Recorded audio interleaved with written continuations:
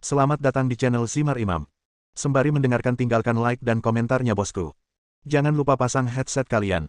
Siapkan kopi dan camilan. Lupakan pahitnya kehidupan. Mari kita dengarkan sambil rebahan. Penembak jitu terbaik. Bab 933. Pernikahan, siapa yang akan kamu nikahi? Setelah Hotel Ping An tutup, semua orang duduk untuk makan. Ketika Liu Yuanxiang mendengar bahwa Lian berkata dia ingin menikah, nasi di mulutnya muncrat dan dia berteriak kaget. Yang lain juga terkejut, terutama Liu Ping'an, yang bahkan memandangi putrinya Liu Yuanxiang. Sesaat Liu Ping'an mengira Lian ingin menikahi putrinya. Apakah ini berkembang terlalu cepat? Tetapi setelah melihat ekspresi terkejut putrinya, Liu Ping'an tahu bahwa dia telah melakukan kesalahan, dan pada saat yang sama dia merasa sedikit kecewa. Ya, siapa yang ingin kamu nikahi? Liu Ping'an bertanya dengan bingung. Lian memandang Liu Yuanxiang dan berkata, kamu juga kenal orang ini. Terus terang, kamulah yang memperkenalkan kami untuk bertemu. Kamu adalah mak comblang kami. Saya memperkenalkan Anda. Liu Yuanxiang menyeka mulutnya dengan tangannya dan bertanya, siapa itu? Mengapa saya tidak memiliki kesan sama sekali? Xiao Kuan. Jawab Lian. Xiao Kuan, apakah itu Xiao Kuan yang ada di toko adat? Seru Liu Yuanxiang. Setelah memperhatikan tatapan aneh ayahnya, dia buru-buru menjelaskan, jangan pikirkan itu, saya pergi ke sana untuk menangani sebuah kasus, kalau tidak saya tidak akan mengetahuinya. Orang-orang di toko adat. Liu Ping'an menghela nafas lega, dia sangat takut putrinya akan berakhir di tempat itu. Ang Li mengangguk dan menjawab, ya, ini Koizumi dari toko adat, yang nama aslinya adalah Miyamoto Koha. Saya tahu namanya, tapi saya tidak menyangka kalian berdua akan berkembang begitu cepat. Kami baru mengenal satu sama lain selama beberapa hari dan Anda akan segera menikah. Liu Yuanxiang berkata dengan sedikit cemburu. Liu Ping'an ingin mempertahankan Lian, jadi dia terbatuk ringan dan berkata, Saudara Li, saya tidak boleh mengatakan apapun tentang siapa yang ingin kamu nikahi, tetapi kamu harus tahu di mana toko adat itu berada. Bekerja di tempat seperti itu mempunyai reputasi buruk. Jika Anda benar-benar ingin menikah, pertimbangkan putri saya. Engah. Lian dan Liu Yuanxiang saling menyemprot secara langsung. Tidak ada yang menyangka Liu Ping'an akan berbicara secara langsung. Ayah. Paman Liu, itu yang kamu katakan. Batuk. Keduanya sangat malu. Liu Ping'an berkata tanpa basa-basi, apakah saya mengatakan sesuatu yang salah? Salah satu dari kalian belum menikah dan yang lainnya belum menikah. Betapa berbakat dan cantiknya kalian. Mengapa kita tidak menyelesaikannya seperti ini saja? Kalian berdua akan melakukannya pergi dan selesaikan formalitasnya besok. Bang! Liu Yuanxiang menamparkan telapak tangannya di atas meja, mengocok piring dan sumpit, dan berteriak dengan wajah cemberut, siapapun yang ingin menikah dengannya akan menikah dengannya. Bagaimanapun, aku tidak akan menikah dengannya bahkan jika aku mati. Ahem, apakah aku seburuk itu? Lian bertanya. Liu Yuanxiang menatap tajam ke arah Lian. Lian mengangkat bahunya dan berkata bahwa dia tidak akan membicarakan masalah ini lagi, dan berkata kepada Liu Ping'an, hubungan tidak bisa dipaksakan. Selain itu, saya akan segera menikah. Bukankah tidak pantas bagimu untuk mengatakan ini? Saran, saya hanya memberi saran. Liu Ping'an segera berkata hehe, berhenti sebentar, dan bertanya dengan suara rendah. Kalian berdua benar-benar tidak ingin memikirkannya.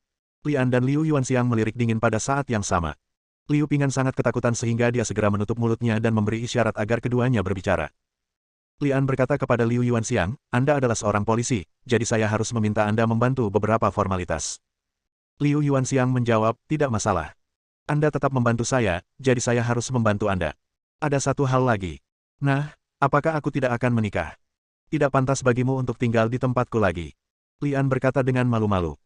Benar saja, Liu Yuanxiang hampir mengangkat meja ketika mendengar ini, tapi dia masih berhasil mengendalikannya. Saya mengerti. Saya akan mengemas barang-barang saya besok pagi dan saya berjanji tidak akan menimbulkan masalah apapun bagi Anda. Setelah jeda sebentar, Liu Yuanxiang berdiri dan berkata, saya kenyang, kalian makan, saya akan istirahat. Lian melirik nasi yang belum tersentuh di mangkuk Liu Yuanxiang dan menghela nafas dalam hati, mengetahui bahwa dia telah menyinggung gadis ini. Setelah berpikir sejenak, Lian mengeluarkan tiket lotre dan menyerahkannya kepada Liu Ping'an dan berkata, Yuanxiang memintaku membelikan ini untuknya terakhir kali. Sepertinya dia menang. Kamu bisa memberikannya padanya setelah seketika. Liu Ping'an adalah orang yang cerdas. Dia tahu bahwa ini adalah kompensasi Lian untuk putrinya. Jika dia memberikannya kepada putrinya saat ini, itu mungkin akan dihancurkan dan dibuang ke tempat sampah, jadi dia mengambilnya dan berkata, jangan khawatir, aku akan menyimpannya untuknya selama beberapa hari. Jika Liu Ping'an tahu banyak tentang uang untuk membeli rumah di kota besar ini, dia mungkin tidak akan berani menerimanya. Setelah makan malam dan obrolan singkat tentang pernikahan, Lian berdiri dan pergi. Keesokan harinya, Liu Yuanxiang pergi ke rumah Lian untuk mengemasi barang-barangnya sebelum hari benar-benar terang. Keduanya bahkan tidak mengambil foto satu sama lain. Liu Yuanxiang meletakkan kunci di atas meja di ruang tamu dan pergi. Dengan koneksi Liu Yuanxiang di kantor polisi, formalitas pernikahan Lian dengan cepat diselesaikan. Suatu hari kemudian, Ang Li dan Miyamoto Xiaohe pergi ke unit terkait untuk mendaftarkan pernikahan mereka. Karena Lian tidak memiliki kerabat di sini, Liu Ping'an menghadiri pernikahan tersebut sebagai anggota keluarga ibu mertuanya. Liu Yuanxiang tentu saja diundang, tetapi dia menolak hadir karena penyelidikan kasus tersebut. Dikatakan sebagai pernikahan, namun nyatanya hanya duduk bersama dan makan. Di pihak Lian, hanya Liu Ping'an yang hadir, sedangkan pihak Miyamoto Xiaohe datang dengan 2 orang, tapi mereka bukan orang tuanya, tapi sepertinya mereka ada di sini untuk mengawasi. Setelah makan malam di hotel, semua orang berpisah, dan Ang Li serta Miyamoto Xiaohe kembali ke tempat sewaan mereka. Begitu pintu ditutup, pakaian Miyamoto Xiaohe jatuh ke tanah, melingkari Lian seperti ular air. Lian sudah lama tidak menyentuh seorang wanita, dan dia bernapas sedikit cepat dan berkata, "Kamu tidak ingin menjadi palsu, bukan? Jadi bagaimana jika itu pertunjukan palsu?" Canda Miyamoto Xiaohe, lalu merendahkan suaranya dan berkata, "Kedua orang itu belum pergi. Mereka akan mengawasi kita selama 3 hari. Lian mengerti bahwa jika Liang Bu bertindak nyata, klan Musashi tidak akan mengenalinya. Kamu tidak takut, jadi apa yang aku takutkan?" Lian menjemput Miyamoto Xiaohe dan memasuki kamar tidur. Selama 3 hari penuh, Ang Li dan Miyamoto Xiaohe tidak keluar rumah. 3 hari kemudian, wajah Miyamoto Xiaohe merona, sedangkan wajah Lian pucat dan lemah. "Mana, telur, wanita ini gila sekali diranjang." Lian sedikit takut ketika memikirkan pengalamannya selama 3 hari terakhir. Dia tidak akan menjadi wanita yang bekerja di toko adat. Ada begitu banyak trik. Apa yang terjadi selanjutnya dapat dibenarkan. Ang Li menikahi seorang wanita dari keluarga Miyamoto, dan tentu saja dia memasuki agama Buddha yang gelap. Namun, kecuali Miyamoto Xiaohe dan 2 orang yang muncul di hari pernikahan, Ang Li belum pernah bertemu dengan sosok Buddha kegelapan. "Kapan kamu akan memperkenalkanku kepada orang lain?" Lian bertanya. Miyamoto Xiaohe menyandarkan kepalanya di bahu Lian dan berkata dengan lembut, "Jangan khawatir, kamu harus membantuku mendapatkan posisi bos kasino terlebih dahulu." "Bukankah Ida sudah mati?" Lian bertanya. "Masih ada sedikit masalah," kata Miyamoto Xiaohe. Bab 934. Di ruang konferensi kasino, ada 10 orang duduk mengelilingi meja bundar, yang terlihat seperti ksatria meja bundar. Ang Li berdiri di belakang Miyamoto Xiaohe. Dia bahkan tidak memenuhi syarat untuk duduk. Semua orang yang duduk di sana adalah direktur kasino. Topik hari ini sangat sederhana, yaitu apakah Xiaohe Miyamoto dapat mengambil posisi sebagai ketua kasino. Mendengus. Pria tua berambut putih yang duduk di hadapan Miyamoto Xiaohe mendengus dengan arogan. Lian memperhatikan lelaki tua ini begitu dia memasuki ruangan. Dia sangat mirip Ida. Dalam perjalanan ke sini, Miyamoto Xiaohe juga sempat memperkenalkan Lian kepada para hadirin, sehingga Lian mengetahui bahwa lelaki tua tersebut adalah adik Ida, Ida Chihiro, yang menjabat sebagai wakil ketua bidang keuangan. Salah satu saudara Ida adalah ketua dan yang lainnya adalah wakil ketua. Bisa dikatakan mereka mendominasi dunia dengan satu tangan. Tentu saja, ini hanya permukaan saja. Bos sebenarnya di balik kasino ini adalah keluarga Musashi. Ida tiba-tiba terbunuh, yang mengejutkan semua orang, tapi tidak ada yang terlalu sedih. Bagi mereka, kematian Ida adalah peluang untuk melakukan perombakan. Khusus Ida Jiro, sebagai ketua bisa saja langsung menduduki posisi ketua. Sayangnya, terjadi sesuatu yang tidak dia duga. Koizumi yang semula hanya seorang direktur di kasino, tiba-tiba menjadi anggota dewan direksi, dan tergantung momentumnya, ia ingin mengambil posisi sebagai ketua. Saat itulah Ida Chihiro menyadari bahwa Koizumi sudah mulai bertindak diam-diam untuk menduduki posisi ketua. Di saat yang sama, kematian kakaknya Ida tidak sesederhana yang dibayangkan. Mungkin saja itu direncanakan oleh Koizumi. Oleh karena itu, dari segala aspek, Ida Jiro sangat membenci wanita di depannya dan ingin membunuhnya. "Koizumi, kamu harus sadar bahwa hanya anggota dewan yang bisa menghadiri pertemuan ini, dan orang di belakangmu tidak boleh ada di sini." Ida Jiro memutar matanya ke arah Ang Li dan berkata. Senyuman muncul di bibir Miyamoto Xiaohe, dan dia berkata dengan sangat tenang, "Saya tahu ini, tapi saya rasa semua orang mungkin pernah mendengar bahwa saya sudah menikah, dan pria yang Anda bicarakan adalah suami saya." Setelah jeda sebentar, Miyamoto Xiaohe sengaja berhenti dan memandang semua orang. Hanya sedikit orang di sini yang terkejut. Tampaknya pernikahannya dengan Lian bukan lagi rahasia. "Barang-barangku adalah milik suamiku, jadi seharusnya tidak ada masalah baginya untuk menghadiri pertemuan ini, kan?" tanya Miyamoto Xiaohe. Ini adalah ujian kekuasaan. Ida Jiro mendengus untuk mengungkapkan kepuasannya, tapi yang lain tidak bereaksi. Menurut peraturan, Ang Li sebenarnya tidak boleh menghadiri pertemuan ini, tetapi Miyamoto Xiaohe membutuhkan bantuan Ang Li untuk duduk di singgasana ketua. Melihat tidak ada orang lain yang mengajukan keberatan, Ida Chihiro tidak tahu harus berkata apa. Dia tahu lebih jelas bahwa dia telah kalah dari Miyamoto Xiaohe dalam hal momentum. Berapa banyak pekerjaan yang dilakukan wanita ini di belakang layar? Ida Chihiro memiliki pertanyaan di benaknya dan menyadari bahwa dia lebih dari 1 langkah lebih lambat dari Miyamoto Xiaohe. Jika dia ingin memenangkan posisi ketua, dia harus mengambil beberapa langkah lagi. "Xiao Izumi, Karena dia suamimu, lupakan saja.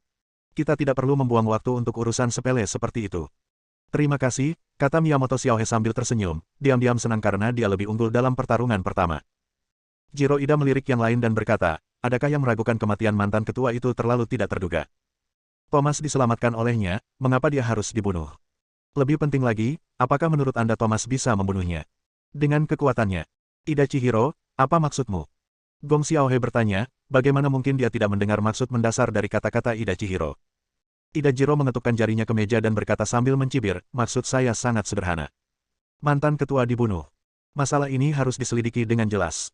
Banyak diskusi di bawah ini yang membuat Ida Jiro merasa puas. Miyamoto Xiaohe bertepuk tangan 2 kali dan berkata, Jiro Ida, aku tahu kematian kakakmu membuatmu sedih. Jangan khawatir, kami tidak akan membiarkan masalah ini berlalu dan kami pasti akan menemukan cara untuk mengatasinya. Thomas. Terlepas dari apakah Ida Chihiro dibunuh oleh Thomas atau orang lain dengan motif tersembunyi, semuanya akan selalu terungkap. Namun yang kita bahas hari ini bukan soal itu, melainkan soal pemilihan ketua baru. Hanya dengan cara inilah kita bisa menghadapi musuh. Ya, topik kita hari ini adalah memilih ketua baru. Jiro Ida terlihat jelek, mengetahui bahwa dia telah kehilangan 1 langkah lagi. Miyamoto Xiaohe mengambil kendali hanya dalam beberapa kata. Baiklah, jangan membicarakan hal lain, mari kita bicara tentang ketua dulu. Koizumi, dari segi senioritas, bukan giliranmu yang mengambil posisi ketua, kan? Petik 2. Ida Chihiro langsung menunjukkan wajahnya dan berkata gayung bersambut. Miyamoto Xiaohe berkata sambil tersenyum, Ida Chihiro, kamu benar. Jika berdasarkan senioritas, saya seharusnya tidak menjadi ketua dewan. Sayangnya posisi ketua tidak dipegang oleh seseorang yang senioritasnya, melainkan bergantung pada ekuitas yang ada di tangan Anda. Petik 2. Mendengar kata ekuitas, wajah Ida Chihiro semakin jelek. Dia mengajukan beberapa pertanyaan secara mendadak dan menemukan bahwa, kecuali mantan ketua, Ida Chihiro seharusnya memiliki kepemilikan saham terbesar, tetapi semua saham Ida tiba-tiba dialihkan ke Miyamoto Kohe, yang mengejutkan Ida Chihiro. Bukan itu saja. Ketika dia ingin membeli ekuitas dari orang lain, dia menemukan bahwa Miyamoto Xiaohe telah mengambil langkah maju dan membeli sejumlah ekuitas dari direktur. Dapat dikatakan bahwa meskipun Jiro Ida mengumpulkan semua ekuitas di tangan orang lain, dia tetap tidak memiliki sebanyak Miyamoto Koharu. Ada juga satu hal yang terlibat, terus terang, Ida Chihiro hanyalah pekerja paruh waktu di klan Musashi, tapi Miyamoto Xiaohe adalah anggota klan Musashi. Mungkinkah ini diatur oleh keluarga Musashi? Jika keluarga Musashi terlibat, maka sekeras apapun kerja keras Ida Chihiro, akan sia-sia. Oke, mari kita mulai bisnis. Sekarang saya memiliki lebih dari 51% ekuitas, dan saya sepenuhnya memenuhi syarat untuk menjadi ketua. Adakah yang keberatan? Miyamoto Xiaohe memandang rendah semua orang sebagai raja. Lian memandang dengan mata dingin, merasa sangat terkejut di dalam hatinya. Sangat rumit bagi organisasi dunia bawah tanah untuk mengikuti prosedur perusahaan biasa. Lagi pula, jika organisasi bawah tanah ini tidak memiliki aturan yang ketat, saya khawatir organisasi tersebut tidak akan bertahan lama. Dari segi pemerataan, tentu tidak ada yang keberatan. Ida Chihiro tidak bisa berkata apa-apa tentang hal ini, tapi dia tidak akan menyerahkan tahta ketua begitu saja, dan menjadi marah karenanya. Bang! Pintu ruang konferensi dibuka paksa, dan beberapa pria kuat bersenjatakan senjata masuk. Bab 935. Begitu pria bersenjata itu masuk, semua senjata diarahkan ke Miyamoto Xiaohe. Yang lain juga terkejut dengan pemandangan yang tiba-tiba ini. Jiro Ida, apa maksudmu? Miyamoto Xiaohe bertanya dengan tenang. Dia memiliki seseorang yang bisa diandalkan, dan itu adalah Lian yang berdiri di belakangnya. Bang! Jiro Ida menamparkan meja dengan keras, menunjuk ke hidung Miyamoto Xiaohe dan mengutuk, Jalang, apakah kamu masih ingin bertindak ketika semuanya sudah sampai pada titik ini? Sejujurnya, aku sudah menyelidikinya dengan jelas. Kakakku Jiro Ida adalah orangnya diperkosa. Anda dirancang untuk membunuh. Hari ini aku hanya ingin membalaskan dendam saudaraku. Jiro Ida, kamu boleh makan apapun yang kamu mau, tapi kamu tidak boleh bicara omong kosong. Kamu bilang aku berencana membunuh saudaramu, jadi di mana buktinya? Miyamoto Xiaohe bertanya. Ida Chihiro tidak punya bukti di tangannya. Jalang Bau, apakah kamu masih ingin menyangkalnya? Beranikah kamu mengatakan bahwa kamu tidak berencana membunuh orang ini? Wajah Jiro Ida berubah warna menjadi hati babi. Tanpa bukti, siapa yang akan mempercayaimu? Miyamoto Xiaohe mengejek. Yang lain melirik Ida Jiro dengan ragu. Kalaupun ada yang menduga Miyamoto Xiaohe ada hubungannya dengan kematian Ida, jika tidak ada bukti, siapa yang berani mempercayainya? Miyamoto Xiaohe memandang semua orang dan berkata, Ida Jiro mencoba membunuh ketua baru. Semua orang melihat ini dengan mata kepala sendiri, bukan? Jiro Ida, apa kamu gila? Cepat minta orang-orangmu meletakkan senjatanya. Jiro Ida, belum terlambat untuk berhenti sekarang. Yang lain menasihatinya satu demi satu. Jiro Ida terlihat jelek. Segalanya telah berkembang hingga saat ini dan tidak mungkin dia berhenti. Pelacur bau, tidak ada yang kukatakan hari ini yang akan membuatmu pergi hidup-hidup. Bunuh dia. Ida Chihiro mengertakkan gigi dengan ekspresi galak di wajahnya. Engah, engah, engah. Sebelum beberapa pria bersenjata sempat menarik pelatuknya, mereka masing-masing terjatuh ke tanah dengan pisau lempar tertancap di antara alis mereka. Lian mengambil tindakan, dan kecepatannya sangat mengejutkan. Dalam sekejap, beberapa pria bersenjata tewas dalam waktu bersamaan, yang juga mengagetkan sutradara lainnya.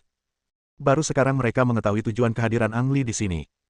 Miyamoto Xiaohe sudah memperkirakan apa yang akan terjadi, dan meminta Lian Lai tidak hanya ingin menyelamatkan nyawanya, tetapi juga berfungsi sebagai pencegah, agar sutradara lain tidak berani membuat kesalahan lagi. Jiro Ida, sekarang aku akan memberimu kesempatan. Saat kau pergi dari sini, aku bisa berpura-pura tidak terjadi apa-apa. Ida Chihiro mengepalkan tangannya dengan kedua tangannya, urat-urat menonjol di punggung tangannya. Matanya tertuju pada mayat-mayat itu tetapi dia masih menelan nafasnya. Miyamoto Xiaohe, kamu luar biasa. Menjatuhkan kata-kata ini, dia meninggalkan kantor tanpa menoleh ke belakang. Setelah terjadi keributan, pertemuan tidak dapat dilanjutkan dan diakhiri dengan tergesa-gesa. Miyamoto Xiaohe berhasil duduk di kursi ketua, mendatangi kantor yang semula milik Ida, menunjuk sekeliling dan memperkenalkan kepada Lian cara mendekorasinya. Urusanmu sudah selesai, apakah sudah waktunya menangani urusanku? Lian bertanya sambil mengambil anggur merah yang diserahkan oleh Miyamoto Xiaohe. Miyamoto Xiaohe menyentuh gelas anggur dengan ringan dan berkata sambil tersenyum, kamu terlalu tidak sabar. Sekarang aku milikmu, apakah kamu masih takut aku akan melarikan diri? Lian sedikit mengernyit, menunjukkan sedikit ketidaksenangan. Miyamoto Xiaohe menyesap anggurnya dan berkata dengan serius, apakah menurutmu Ida Chihiro akan menyerah begitu saja? Karena kamu pikir dia tidak akan menyerah, kenapa kamu tidak membiarkan aku membunuhnya sekarang? Lian bertanya dengan bingung. Miyamoto Xiaohe berkata sambil tersenyum, Anda dapat memahami ini sebagai politik. Saya harus menunjukkan kemurahan hati saya di depan bawahan saya. Namun, lain kali Ida Chihiro berani tidak menghormati saya, maka saya tidak akan bersikap sopan lagi. Lain kali, maksudmu aku harus menunggu? Lian bertanya dengan cemberut. Miyamoto Xiaohe mengangguk dan berkata, ya, tapi Anda tidak perlu menunggu terlalu lama. Lian tidak perlu menunggu lama. Tidak lama setelah Miyamoto Xiaohe selesai berbicara, pintu kantor didobrak. 3 pria bersenjatakan senjata berat menerobos masuk dan tanpa mengucapkan sepatah kata pun, mereka menarik pelatuk dan mulai menembak ke dalam rumah. Dadada. Tembakan terus berlanjut, dan peluru menghancurkan seluruh perabotan dan perabotan di dalam rumah. Miyamoto Xiaohe dilindungi oleh Ang Li dan bersembunyi di balik meja. Dia melihat segala sesuatu yang hancur di sekitarnya dan tersenyum, dengar, sekarang aku punya alasan untuk mendekorasi ulang. Lian melirik Miyamoto Xiaohe dalam pelukannya dan diam-diam mendesah bahwa wanita ini benar-benar licik. Temukan perempuan jalang bau itu untukku, aku akan memotongnya menjadi beberapa bagian. Suara Ida Chihiro terdengar, dan dia benar-benar kehilangan akal sehatnya, dan dia menggigit seperti anjing gila begitu cepat, memberi Miyamoto Xiaohe alasan untuk menyingkirkannya. Ketika tembakan berhenti, Lian berdiri dan menunjukkan 3 potong porselen. Ah! Beberapa teriakan terdengar, dan senjata orang-orang bersenjata itu jatuh ke tanah satu demi satu, dan tangan semua orang tertembus pecahan porselen. Orang-orang ini cukup galak. Satu tangan lumpuh, dan tangan lainnya mengeluarkan belati dan bergegas mendekat. Tentu saja Lian tidak menyerah. Dia bergegas maju dan menjatuhkan mereka bertiga ke tanah dengan 3 pukulan dan 2 tendangan. Nak, ini kamu lagi. Ida Chihiro meraung marah. Mata Lian tertuju pada Ida Chihiro dan menemukan bahwa pria ini mengenakan pakaian lengkap, dia mengganti pakaian formal aslinya menjadi kimono, dan ada 2 pedang samurai, 1 panjang dan 1 pendek, tergantung di pinggangnya. Hati-hati, tingkat kultivasinya lebih tinggi dari Ida. Selain itu, dia adalah orang yang kamu cari. Suara Miyamoto Xiaohe terdengar. Wanita ini serius dan terlihat sangat tenang saat ini. Dia memegang botol wine di satu tangan dan segelas wine di tangan lainnya, berdiri di sana seolah sedang menonton pertunjukan yang bagus. Budak kegelapan. Lian mendengar maksud perkataan Miyamoto Xiaohe, dan benar saja menemukan bahwa tubuh Ida Chihiro diselimuti lapisan kabut hitam, dan auranya tiba-tiba berubah. Bas! Katana tersebut ditarik oleh Ida Chihiro. Kabut hitam menyebar ke sepanjang tangan dan kebilahnya, tampak seperti nyala api hitam. Menderita kematian. Ida Chihiro mengayunkan katananya dan menebas Ang Li. Bilahnya memancarkan aura dingin, dan api hitam samar-samar memperlihatkan tengkoraknya, yang sangat ganas. Lian memegang belati yang baru saja diambil di tangannya, dan dia mengarahkan belati itu langsung ke arahnya. Sial! Belati itu langsung dipotong menjadi 2 bagian oleh bilahnya. Bilah yang dibungkus dengan api hitam itu terus menebas ke arah Li Jiu. Mati! Teriak Jiro Ida penuh semangat. Miyamoto Xiaohe juga mengerutkan kening dan tampak khawatir. Kapan? Bilahnya mengenai bahu Lian, dan terdengar suara benturan logam, tapi berhenti di situ dan tidak terlalu menyakitinya. Ekspresi Jitian tiba-tiba berubah, sementara Miyamoto Xiaohe menghela nafas lega, dengan ekspresi nyaman di wajahnya. Apakah kamu hanya memiliki kekuatan sekecil ini? Lian berkata dengan kecewa. Jiro Ida terlihat memang garang, Namun dibandingkan dengan Dark Buddha yang pernah dihadapi Ang Lee sebelumnya, dia tertinggal jauh, paling banter dia hanya berada di level ahli bela diri level pertama. Bab 936. Boom! Ida Chihiro dipukul di bagian bawah perut oleh Lian, dan dia langsung berlutut di tanah, menutupi perut bagian bawahnya dengan kedua tangan, dengan mata merah menggantung di sudut mulutnya, dan menatap Lian dengan mata yang kejam. Bunuh dia! Perintah Miyamoto Xiaohe. Bunuh aku! Ida Chihiro mendengus dingin, dan kabut hitam muncul di wajahnya, membuatnya terlihat sangat menakutkan. Kamu memaksaku melakukan ini, ayo kita mati bersama di sini. Ekspresi Miyamoto Xiaohe tiba-tiba berubah, dan gelas anggur di tangannya jatuh ke tanah karena kegugupannya. Dia berteriak dengan penuh semangat, bunuh dia, cepat. Lian tidak mengambil tindakan. Dia datang ke negara pulau hanya untuk memahami Buddha Kegelapan. Sekarang diketahui bahwa Ida Chihiro adalah anggota Buddha Kegelapan, dan kekuatannya tidak tinggi, jadi dia tentu ingin mengambil kesempatan ini untuk mencari tahu. Kabut hitam muncul dari wajah Ida Chihiro, dan kabut mengembun di udara. Namun, daging dan darah di wajah Ida Chihiro sangat kering, dan berubah menjadi kerangka dalam sekejap mata. Apakah dia membakar kekuatan hidupnya sendiri? Ang Lee menebak. Daripada mengatakan bahwa Jiro Ida membakar kekuatan hidupnya untuk serangan balik terakhir, lebih baik mengatakan bahwa hidupnya telah memasuki bentuk lain, yang juga dapat dipahami sebagai pengalaman keluar dari tubuh. Cek, cek. Tawa ganas datang dari kabut hitam, dan kabut mulai mengembun dengan cepat.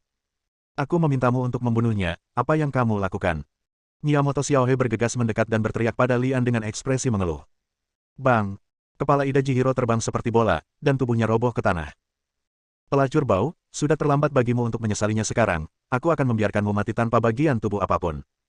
Suara Ida Chihiro terdengar di udara, dan kabut hitam mengembun menjadi burung gagak. Miyamoto Xiaohe jelas sangat tabu terhadap gagak ini, jadi setelah ragu-ragu, dia mengabaikannya. Mencari kematian. Burung gagak itu mencibir dan mengepakkan sayapnya untuk memukul Miyamoto Xiaohe. Ah! Miyamoto Xiaohe berteriak dan terbang keluar. Lian berdiri di sana dan memperhatikan dengan seksama, diam-diam mengatakan dia terkejut. Ida Chihiro sebelumnya hanya berada di level seniman bela diri tingkat pertama, namun ketika wujud hidupnya berubah menjadi burung gagak, dia tiba-tiba memiliki kekuatan serangan yang setara dengan master seni bela diri. Crow mengira Lian ketakutan, jadi dia mencibir dan berkata, kamu bajingan, dan kamu. Jika bukan karena kamu, aku tidak akan terpaksa sampai ke titik ini. Bunuh kamu dulu untuk membayar nyawaku. Mendengar kata kompensasi seumur hidup, Lian menggelengkan kepalanya dan menghela nafas. Ida Chihiro menggunakan teknik rahasia mengubah bentuk kehidupan untuk secara paksa meningkatkan tingkat kultivasinya. Sayangnya, keadaan ini tidak dapat bertahan lama dan mungkin akan segera hilang. Dalam kata-kata Jiro Ida, dia ingin mati bersama. Burung gagak mengepakkan sayapnya 2 kali dan menukik dari udara. Sembunyikan dengan cepat. Miyamoto Xiaohe berteriak. Lian menoleh ke belakang dan menemukan Miyamoto Xiaohe setengah tergeletak di tanah, wajahnya pucat, dan sepertinya dia terluka parah. Sembunyi dengan cepat. Miyamoto Xiaohe mengayunkan tinjunya dan berteriak dengan cemas. Ketika Lian berbalik, burung gagak sudah terbang di depannya. Matanya sangat menyeramkan. Mendengus. Lian mendengus dengan jijik, jadi bagaimana jika dia memiliki kekuatan alam master bela diri? Miyamoto Xiaohe mengerutkan kening dan melihat Lian mengulurkan tangan untuk meraih burung gagak. Mata gagak itu bersinar dengan sarkasme, dan dia tidak menghindarinya, dia langsung memukul telapak tangan Lian, mencoba melewatinya, dan kemudian mengakhiri hidup Lian dengan cara yang sama. Sayangnya, ide Crow tidak membuahkan hasil. Ia tidak menembus telapak tangan Lian, tetapi tertangkap. Ia mencoba melepaskan diri tetapi menemukan bahwa ia terkurung oleh kekuatan yang kuat, dan kemudian kekuatan ini mulai memutar tubuhnya. Wow!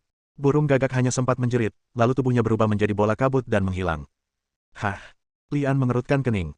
Saat burung gagak itu menghilang, ia merasakan jejak kabut hitam menembus tubuhnya melalui pori-porinya, lalu menghilang seperti lumpur yang tenggelam ke laut. Meski hanya gumpalan, itu membuat Lian ketakutan. Apakah tubuh iblis yang menyebabkan masalah? Lian sedikit khawatir. Jika tubuh iblis dapat menyerap kekuatan Buddha Kegelapan, cepat atau lambat keseimbangan tubuhnya akan rusak. Mengapa saya berubah menjadi iblis? Lian mengerutkan kening. Bagaimana kamu melakukan itu tadi? Sebuah suara terdengar di telinga Lian. Lian berbalik dan menemukan Miyamoto Xiaohe berdiri di sampingnya, wajahnya masih sedikit pucat, tapi jauh lebih baik dari sebelumnya. Apa? Lian baru saja teralihkan perhatiannya dan tidak mendengar dengan jelas. Bagaimana caramu melakukannya? Bagaimana caramu membunuh orang itu? Miyamoto Xiaohe bertanya lagi. Lian memaksakan senyum dan berkata, sederhana sekali. Aku hanya sedikit lebih kuat dari dia. Miyamoto Xiaohe mengerutkan kening, bagaimana mungkin dia tidak mengatakan bahwa Lian asal-asalan. Dadada. Terdengar suara langkah kaki yang cepat, dan petugas keamanan di kasino pun bergegas menghampiri saat mendengar suara tersebut, dan kaget saat melihat situasi di dalam rumah. Miyamoto Xiaohe memiliki wajah cemberut, mendapatkan kembali aura tuannya, dan berteriak dengan keras, bagaimana kamu melakukan sesuatu, dan biarkan Ida Jiro membawa orang untuk membunuhku. Baru kemudian petugas keamanan mengetahui bahwa mayat yang tergeletak di tanah adalah Idajiro, dan 3 lainnya adalah anak buah Idajiro. Identitas Miyamoto Xiaohe saat ini adalah ketua kasino. Ketika Gongbao mendengar teguran tersebut, dia tidak berani membantah sepatah kata pun, jadi dia menundukkan kepalanya satu persatu. Bersihkan tempat ini. Perintah Miyamoto Xiaohe, lalu berkata pada Lian, ikut aku. Beberapa menit kemudian, Lian dibawa ke ruang rahasia di bawah kasino oleh Miyamoto Xiaohe. Kasino besar manapun memiliki brankasnya sendiri, tetapi keamanan ruang rahasia ini jelas lebih tinggi daripada brankas itu dijaga ketat, dan salah satunya sebenarnya memiliki kekuatan alam master bela diri. Kekuatan Wu Zunjing jauh lebih kuat dari Idajihiro, tapi dia ada di sini sebagai penjaga gerbang. Setelah Miyamoto Xiaohe menunjukkan prosedur yang relevan, dia membuka pintu ruang rahasia dan membawa Ang Li masuk.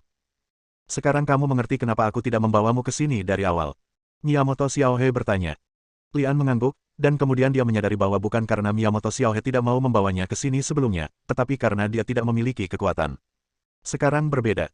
Miyamoto Xiaohe adalah ketua di sini. Orang dengan kekuasaan tertinggi secara alami dapat membawanya kemana saja. Ruang rahasia itu tampak seperti perpustakaan kecil dengan segala jenis buku di dalamnya. Mulai dari kertas modern hingga gulungan perkamen kuno dan potongan bambu.